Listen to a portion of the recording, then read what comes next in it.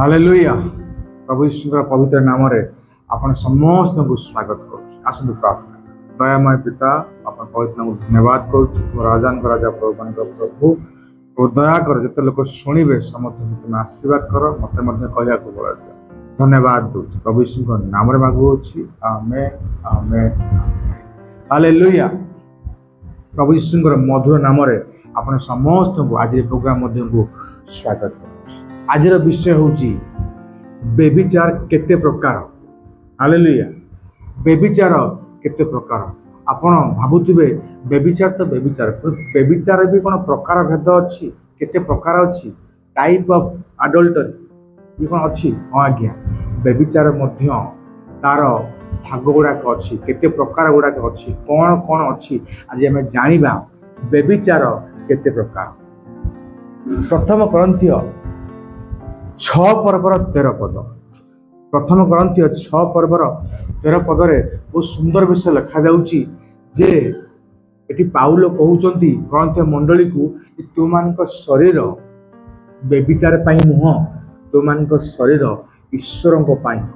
Hallelujah. बेबिचार कौन ना बाहाबा पूर्वर आम यदि क्या सहित शारीरिक भाव में मिलन होचे एकत्रित होचे संयुक्त होचे ताहले सेटक आम बेबिचार बोली कह जाउची। बाइबल को बेबिचार कह बाइबल को बेबिचार बोली कहे। हालेलुया। तो बाइबल कहे जे आम माने विशेष मूल्य रे किना जाइछे कोन पे किना जाइछे जे परि प्रभु को आत्मा आम मानक सहित संयुक्त होइकी रहिबे।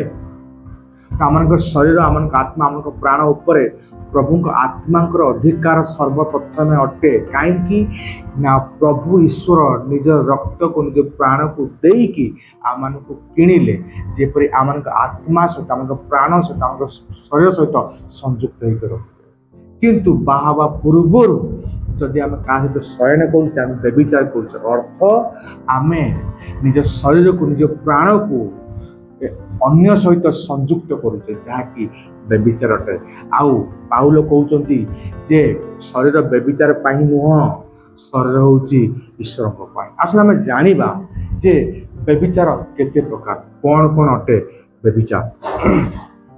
जदि आपण आदि पुस्तक 39 पर्वर 7 पदरु नहीं कि 9 पद पर्यंत पढ़िबे आउ एठी आपण जोसेफ विषय आपण पाइबे। आपण जानती जोसेफ आउ दास होइकी आछंती आसिकी सी 44 नामक एक लोक घरे बास कर 44 कौन कर समस्त विषय अधिकारी कर समस्त विषय आउ कर्ता नियुक्त कर स्त्री को छाड़ी समस्त विषय अधिकारी कर। जोसेफ देखा सुंदर थे आ 44 स्त्री देखिकी प्रलोभित कर लोभ कर शयन करने इच्छा कर इच्छा को जाकि जोसेफ को कहते जे मुझे तुम सहित शयन करने चाहूँ मो सहित शयन कर मो सहित शयन कर तुम्हें। जोसेफ बढ़िया कथा कहते देख तुम स्वामी मोर प्रभु समस्त विषय मत अधिकार देते समस्त विषय को मुझे जहाँ पाई कि तुम उपर मोर अधिकार ना तुम उपर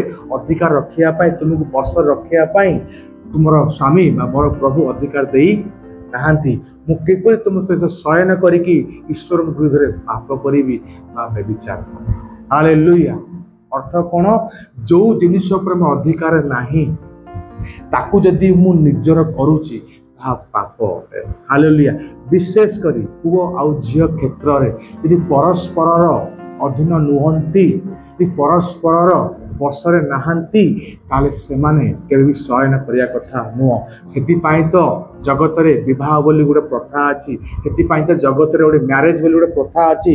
मैरेज आ विवाह कौन ना उभय पक्षर बापा माँ माने कौन करती ना पुओ झियो को एकत्र करती पुओ झियो को परस्पर अधीन को आनती।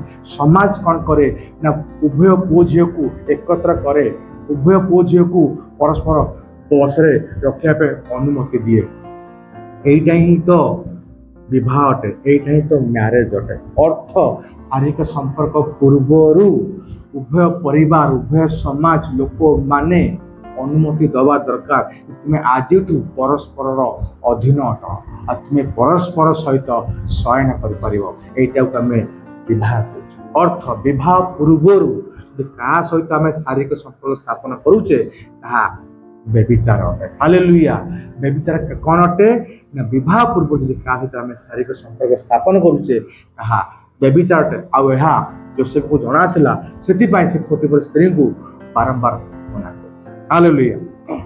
ଦ୍ୱିତୀୟ ବିଷୟ, ଦ୍ୱିତୀୟ ସାମୁଏଲ 12 ପର୍ବର 7 ପଦ।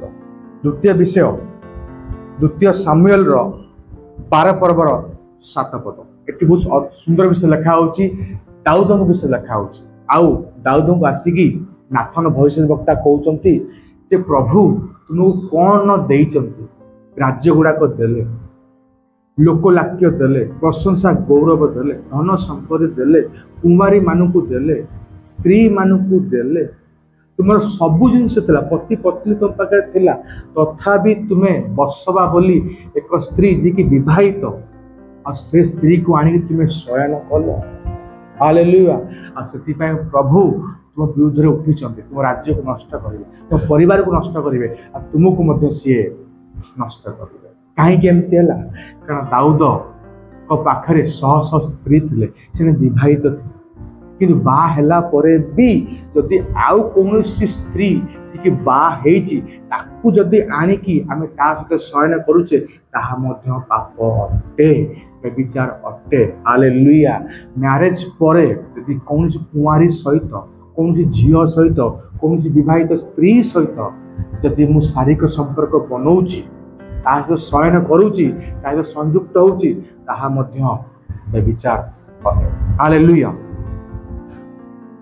ପ୍ରଥମ ଥେସଲୋନିକ୍ୟ 4 ପର୍ବର 3 ପଦରୁ 4 ପଦ। ପ୍ରଥମ ଥେସଲୋନିକ୍ୟ 4 ପର୍ବର 3 ପଦରୁ ଆଉ 4 ପଦ। ଅତି ସୁନ୍ଦର ଲେଖାଯାଉଛି ଏ ଜାଗାରେ ଲେଖାଯାଉଛି। ଆଉ ପାଉଲ ବହୁତ ସୁନ୍ଦର ବିଷୟ ଲେଖୁଛନ୍ତି, କହୁଛନ୍ତି ଯେ ତୁମେ କାମ ବିଳାସୀ ହୋଇ ବିବାହ କର ନାହିଁ।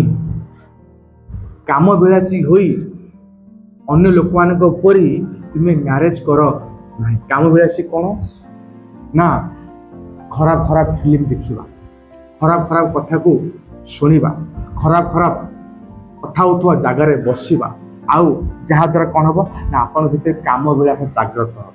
ଆଉ ଯାଇକି କ'ଣ କରିବେ ନା ସ୍ତ୍ରୀ ସହିତ ସେଇ ବିଷୟଟାକୁ ଆପଣ କ'ଣ କରିବେ ନା ପ୍ରକାଶ କରିବେ। ଏଟା ବ୍ୟଭିଚାର।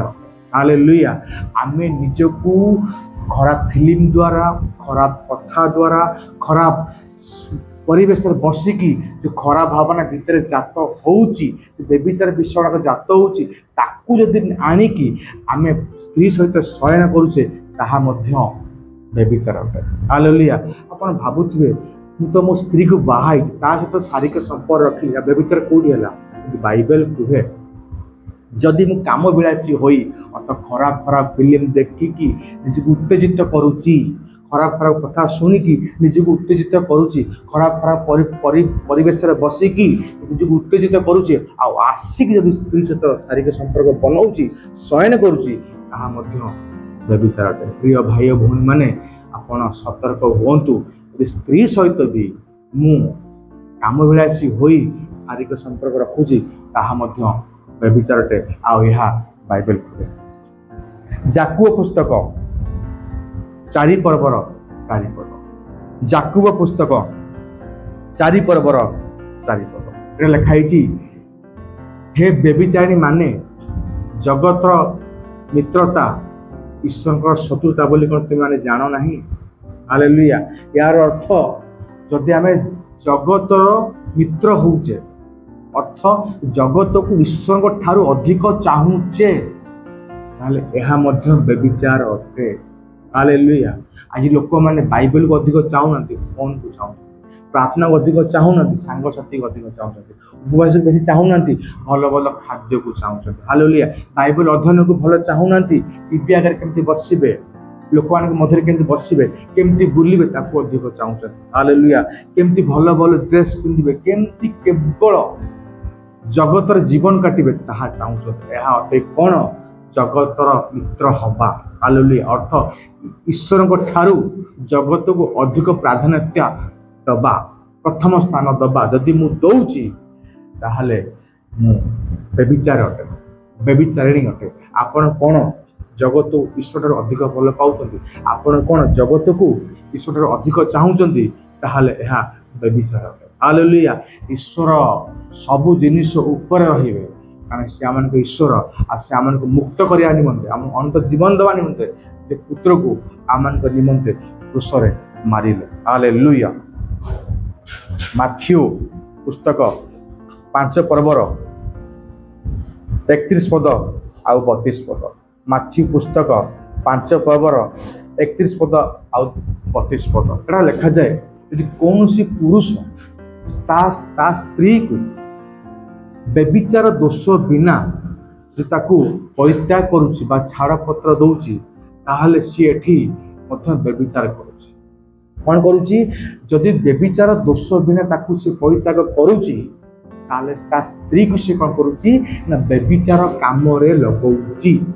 हालेलुया स्त्री जदि दोष नाही व्यभिचार करिथा दोष नाही ताकू जदि निजर स्वामी कौन करुछि परित्याग करुछि छाड़ पत्र दउछि ताले से स्वामी कौन करुछि स्त्री को व्यभिचार काम लगौछि अर्थ व्यभिचार काम लगेइबा निजे व्यभिचार करिबा मध्य समान अटे हालेलुया आ से परित्यक्ता छाड़पत्र प्राप्त होइतिबा से स्त्री लोक को जे बाहा होउछि बाहा हेतिबा पुरुष मध्य ता सहित व्यभिचार करुछि प्रिय भाई और भौणी माने ध्यान दियंतु आपण बिना कारण रे स्त्री को परित्याग करुचंती कि व्यभिचार दोष बिना आपण परित्याग करुचंती कि यदि करुचंती ताहाले आपण निज स्त्री को व्यभिचार काम रे लगौचंती आ ताकू जिए बाहाबो से पुरुष मध्य व्यभिचार करुछि बोली बाइबल कहूछि माथी पुस्तक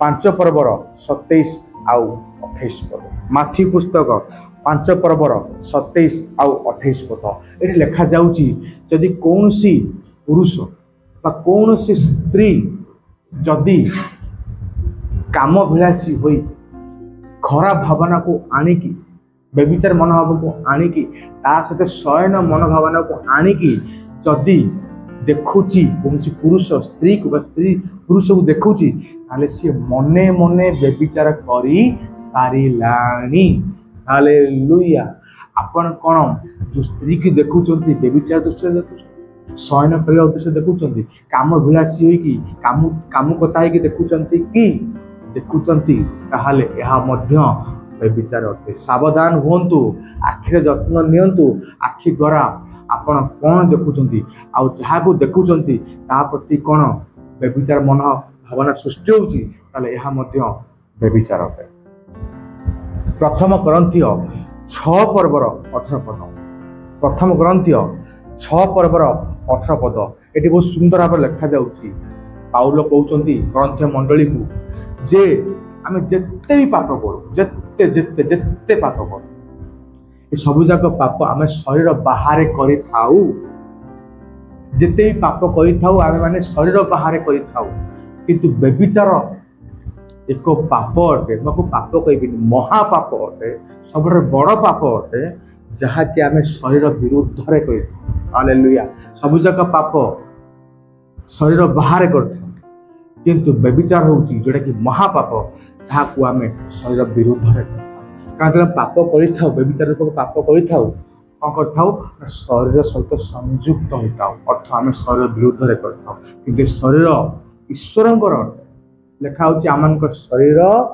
पवित्र आत्मांकर मंदिर अटे से शरीर बास करचंती आमे केमिति जाई कि अन्य सहित संयुक्त हवा संयुक्त होउचे आमे कोन कहउचे शरीर विरुद्ध अर्थ पवित्र आत्मा को विरुद्ध रे पाप करते कारण आमे व्यभिचार करू शयन करू से शरीर से लोकर शरीर को से स्त्री शरीर को पुरुष शरीर सहित ऊपर आमे एक करू संयुक्त करथाउ आ जहा द्वारा आमे शरीर विरुद्ध रे बा पवित्र आत्मा को विरुद्ध है ईश्वर विरुद्ध आम पाप कर यह थिला व्यभिचार केते प्रकार आपको ध्यान सहित शुणु आउ ए व्यभिचार दूर ही रुहतु कारण शरीर व्यभिचार निमंते नुह केवल ईश्वर कर आसंतु प्रार्थना करिया प्रिय प्रभु मैं अपन पवित्र नाम को धन्यवाद कर प्रशंसा कर गौरव कर दया कल व्यभिचार केते प्रकार प्रकाश करिया प्रभु जो मान देखुछन्ति सान बल दियो बुद्धि दियो प्रभु निजको पवित्र रखिया अर्थ विशेष करी व्यभिचार कर्म गुड़ा करू दूरे रहा धन्यवाद प्रशंसा कर प्रार्थना प्रभु नाम मागुअछि आमेन आमेन आमेन प्रभु आपण समस्त को आशीर्वाद करो धन्यवाद।